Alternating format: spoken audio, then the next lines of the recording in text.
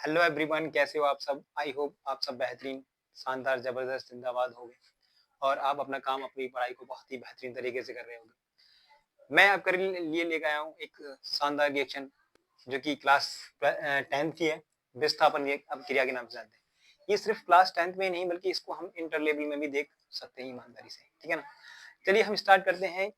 विस्थापन अभिक्रिया। विस्थापन अभिक्रिया की परिभाषा किस प्रकार से है, उसके एग्जाम्पल और उसको किस प्रकार से एक दूसरे की जगह से विस्थापित किया जाएगा, सारी चीजों को आइए समझते हैं एक छोटी सी रिएक्शन के माध्यम से। सबसे पहले जो हमारी रिएक्शन है वो है विस्थापन अभिक्रिया।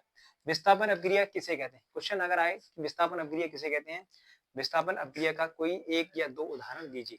तो हम उसमें लिखते क्या है, देखिए जरा। सबसे पहले कह रहे हैं ऐसी अभिक्रिया जिसमें अधिक अभिक्रियाशील तत्व, ऐसी अभिक्रिया जिसमें अधिक अपग्रहशील तत्व कम अपग्रहशील तत्व को उनके आयनों से विस्थापित कर देते हैं, विस्थापन अभिक्रिया कहलाती है। मतलब ये होता है कि ज्यादा अपग्रहशील तत्व कम अपग्रहशील तत्व को उसके आयनों से विस्थापित कर देता है, यह अभिक्रिया विस्थापन अभिक्रिया कहलाती है।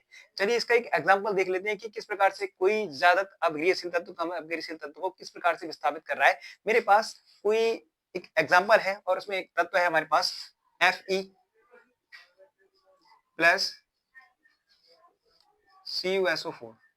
अगर मैं इसकी बात करूं तो ये सॉलिड यानी कि धातु है ना, धातु है और धातु कैसा है, सॉलिड है। और इसकी बात करूं CuSO4, CuSO4 ये एक जलीय विलयन है। क्या है, जलीय विलयन।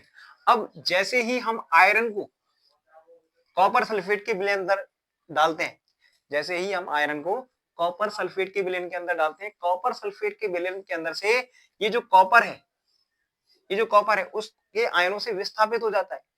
मतलब सल्फेट आयन के आयनों से विस्थापित हो जाता है और ये आयरन जो है उस सल्फेट से आकर जुड़ जाता है, ठीक है ना।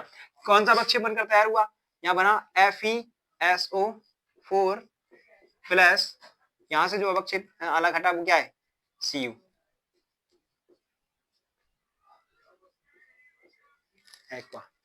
ठीक है ना। किस प्रकार से हम देख पा रहे हैं कि हमने दो रिएक्शंस को बड़ी ईमानदारी से कंप्लीट कर रखा है, मतलब एक रिएक्शन को कंप्लीट कर दिया है। जैसे कि हमारे पास एक संधि कॉपर सल्फेट के अवक्षेप में हमने क्या डाला था, आयरन। कॉपर सल्फेट के अवक्षेप में हमने क्या डाला था, आयरन।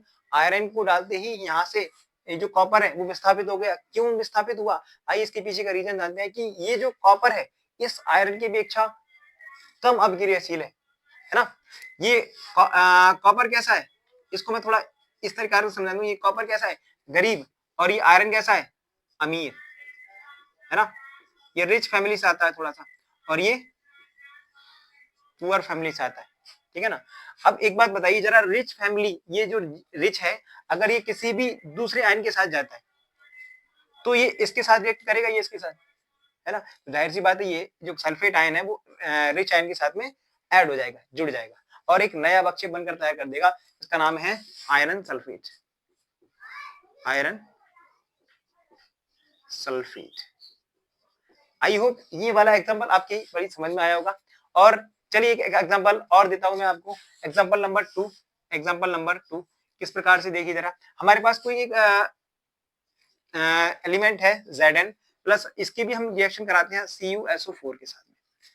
CuSO4 के साथ में जब हमने जिंक की जो अपक्रिया कॉपर सल्फेट के अवक्षेप में, यानी कि जो कॉपर सल्फेट का जो अवक्षेप है उसके अंदर डिसॉल्व करते हैं किसको, जिंक को, तब होता क्या है, यहाँ से जिंक ज्यादा अपक्रियाशील होने की वजह से इस कॉपर को उसके आयनों से विस्थापित कर देता है, कॉपर को उसके आयनों से विस्थापित कर देता है और खुद उसकी जगह पर जाकर ऐड हो जाता है। देखिए जरा क्या बन जाएगा हमारा, ZnSO4 प्लस Cu,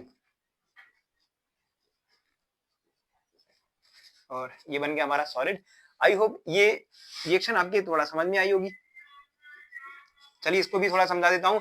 ये जिंक इसके साथ क्यों जुड़ा, है ना, तुम समझ गए होगे कि ये जो है वो कैसा है, अमीर, है ना, यानी कि रिच, और ये कैसा है, पुअर। कौन, ये पूरा नहीं है, इसके बाद चल रही है, ठीक है ना। ये कैसा है, पुअर, यानी कि इसके अपेक्षा ये कैसा है, पुअर है। अब जैसे भाई ये पुअर है तो जाहिर सी बात है ये इसको क्या कर देगा, डिस्प्लेसमेंट कर देगा। भाई तुम जाओ यहाँ से, तुम्हारा क्या काम कि भाई हम रखेंगे ना इसको, अरे ये हमारे साथ रहेगा ना। तो इसने तुरंत इसके साथ क्या कर दिया, इसको क्या कर दिया, विस्थापित कर दिया और खुद उसकी जगह पर जाकर जुड़ जाता है। अर्थात तो यह अभिक्रिया हमारी कौन सी अभिक्रिया कहलाती है? विस्थापन अभिक्रिया। आई होप ये वीडियो आपके समझ में आई होगी। और इसके बाद मैं आपको बहुत सारी रिएक्शन कराने वाला हूँ, जैसे कि द्विविस्थापन अभिक्रिया, संक्षारण, ऑक्सीकरण, अपचयन और रेडॉक्स अभिक्रिया। बहुत सारी रिएक्शंस हैं जो क्लास 10th के फर्स्ट चैप्टर की रिएक्शंस हैं। सारी अभिक्रिया बताऊंगा और किस प्रकार से हम समीकरण को संतुलित करते हैं, सारी चीजें मैं आपको सारे कॉन्सेप्ट आपके क्लियर करा दूंगा। आई होप ये वीडियो आपको अच्छी लगी। और अगर आपको ये वीडियो अच्छी लगी और आपके साथ में कोई पढ़ने वाला हो, आपके कोई साथ में हो या कोई आपका छोटा भाई, बड़ा भाई जो भी है, अगर वो इस वीडियो को देख रहा है, आप उसको ये वीडियो पहुंचाए और उसकी नॉलेज में थोड़ा सा ग्रोथ करें। Thank you. जय हिंद, जय भारत।